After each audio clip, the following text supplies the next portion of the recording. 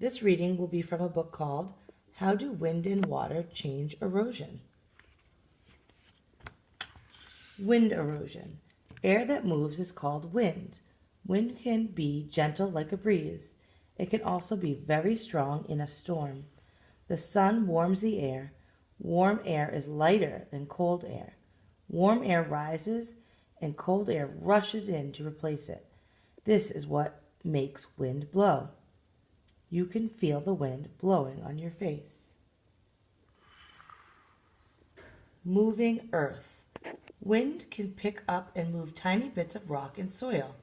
Sometimes it can carry these pieces long distances before dropping them. Moving material from one place to another is called erosion. Sand is made up of tiny pieces of rock. Sometimes wind moves sand into large piles. The piles of sand are known as sand dunes. You can see some in the picture here.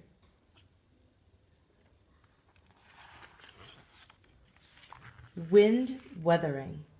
The tiny bits of sand and rock carried by the wind can also blow against landforms. This can cause other pieces of rock to break off. When this happens, it is known as wind weathering.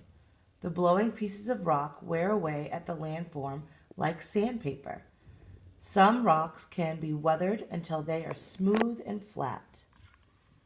Sandstorms happen when strong winds carry large amounts of sand into the air. Shaped by the wind. The wind cannot lift bits of sand and rock very high, so they weather huge rocks near the ground. This can create strangely shaped rocks. The rocks become narrow at the bottom, but stay wide at the top. And here's an example. Narrow at the bottom and wider at the top. Weathered rocks look a lot like mushrooms. What do you think? Would you see more landforms weathered by wind in a cold, frozen desert or in a hot, sandy desert? Why?